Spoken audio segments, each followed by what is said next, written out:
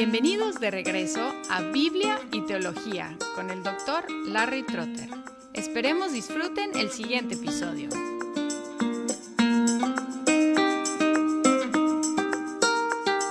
Terminamos el primer episodio sobre el libro de Ruth con 3 hombres muertos y 3 mujeres desamparadas. Pero en el versículo 6 encontramos un vislumbre de esperanza, porque estando en Moab, la señora placentera, Noemí, había oído que el Señor había visitado a su pueblo, dándole alimento. Seguimos la historia, empezando con ese versículo. Dice, entonces se levantó con sus nueras para regresar de la tierra de Moab, porque ella había oído en la tierra de Moab que el Señor había visitado a su pueblo, dándole alimento. Salió pues del lugar donde estaba, y sus 2 nueras con ella, y se pusieron en camino para volver a la tierra de Judá. Y Noemí dijo a sus 2 nueras, vayan, regrese cada una a la casa de su madre, que el Señor tenga misericordia de ustedes como ustedes la han tenido con los que murieron y conmigo.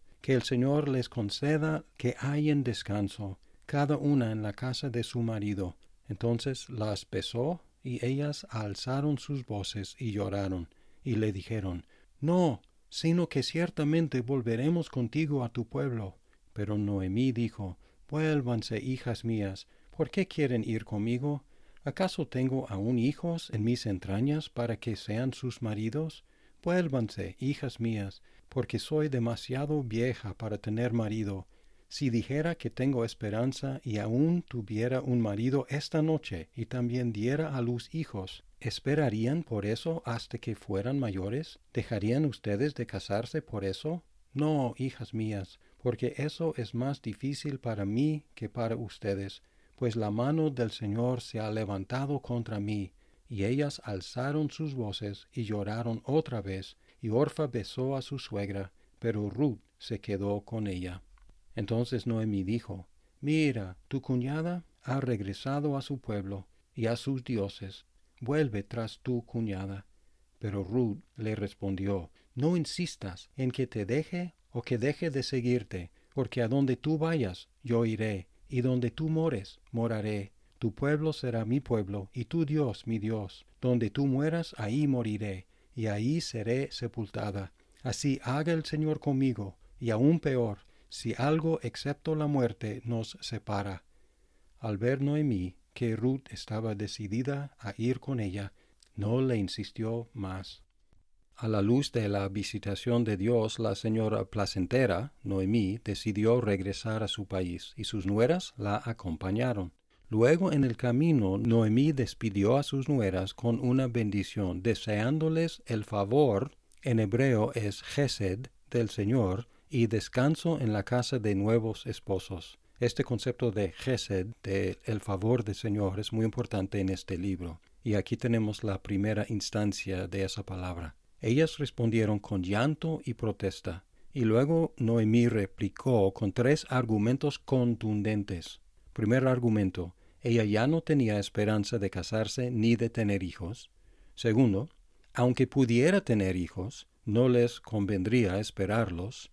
Y tercero, la mano del Señor había salido en su contra. Es decir, Dios estaba en contra de Noemí, en contra de la señora placentera. Orfa reconoció lo sólido de los argumentos y se despidió de su suegra, pero Ruth no la soltó. Noemí seguía insistiendo con Ruth, usando el ejemplo de Orfa como modelo, pero Ruth rehusó separarse de Noemí, identificándose con Noemí, con su pueblo y con su Dios perpetuamente, haciendo un juramento muy fuerte, diciendo que solamente la muerte la iba a separar de Noemí. Aunque el Antiguo Testamento no tiene un concepto muy desarrollado de la conversión, este incidente parece ser la profesión de fe de Ruth.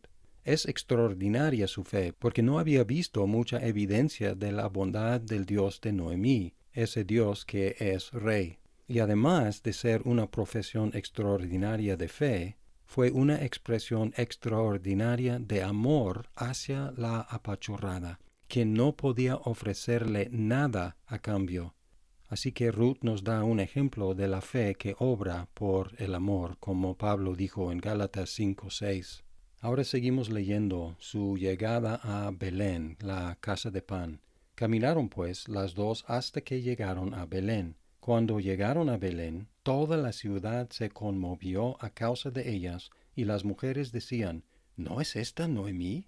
Ella les dijo, no me llamen Noemí, llámenme Mara, porque el trato del Todopoderoso me ha llenado de amargura. Llena me fui, pero vacía me ha hecho volver el Señor. ¿Por qué me llaman Noemí, ya que el Señor ha dado testimonio contra mí, y el Todopoderoso me ha afligido? Y volvió Noemí, y con ella su nuera Ruth la moabita, regresando así de los campos de Moab, llegaron a Belén al comienzo de la siega de la cebada. La llegada de estas dos mujeres viudas conmovió la ciudad entera, y parece que los años difíciles no habían pasado a Noemí en vano, porque tenían que preguntar si era ella o no, aparentemente su apariencia tan transfigurada. Y ella protestó fuertemente cuando le llamaron placentera, Noemí, y prefirió el nombre Mara, amarga. Y luego tenemos su acusación en contra de Dios. Ella ya había acusado a Dios de estar en su contra, y aquí amplía su acusación, diciendo que Dios le había tratado amargamente, que Él le había vaciado, que Él había testificado en su contra, y que Él había traído sobre ella calamidad. Ahora debemos pararnos y preguntar si ella tenía la razón o no. Por un lado, su teología es básicamente sólida, es decir, Dios sí está en control de todas las cosas, aun las tragedias de nuestras vidas. Y en ese sentido, atribuirle a Dios todos los eventos de su vida es reconocer la soberanía de Dios. Pero por el otro lado, reconocemos que su conocimiento fue muy parcial, porque el resto del libro va a demostrar que Dios estuvo a favor de ella, no en su contra. Es fácil que nosotros cometamos el mismo error, juzgar la actitud de Dios hacia nosotros basándonos en nuestras circunstancias actuales. Si nos va bien, concluimos que Dios nos ama. Si nos va mal o difícil en la vida, concluimos que Dios está en nuestra contra. La medida correcta de la actitud de Dios hacia nosotros no son nuestras circunstancias actuales, sino la cruz de Cristo. Si quieres saber qué piensa Dios de ti, si tú eres creyente en Cristo, ve la cruz. Ahí puedes ver la actitud de Dios hacia ti. No está en tu contra, está al contrario, a tu favor. Como Pablo argumentó en Romanos 8, 31 y 32. Entonces, ¿qué diremos a esto? Si Dios está por nosotros, ¿quién estará contra nosotros? El que no negó ni a su propio Hijo, sino que lo entregó por todos nosotros, ¿cómo no nos dará también junto con Él todas las cosas? Así que la muerte de Cristo es el argumento contundente a favor del amor de Dios para con los que creen en Él. Y aunque este capítulo va descendiendo de mal en peor, concluye otra vez con un detalle intrigante que nos invita a seguir leyendo.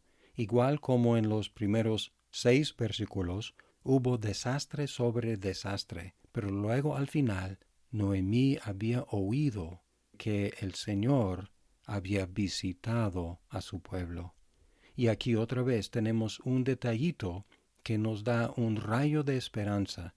Dice que llegaron al principio de la cosecha de cebada. Según Levítico 23:10, los israelitas debían dar las primicias de la cosecha al Señor, pues era símbolo de su provisión y anticipo de la cosecha completa que seguía. Al mencionar la cosecha, el autor sugirió que posiblemente el Dios que es Rey tenía algo mejor para estas dos viudas desamparadas.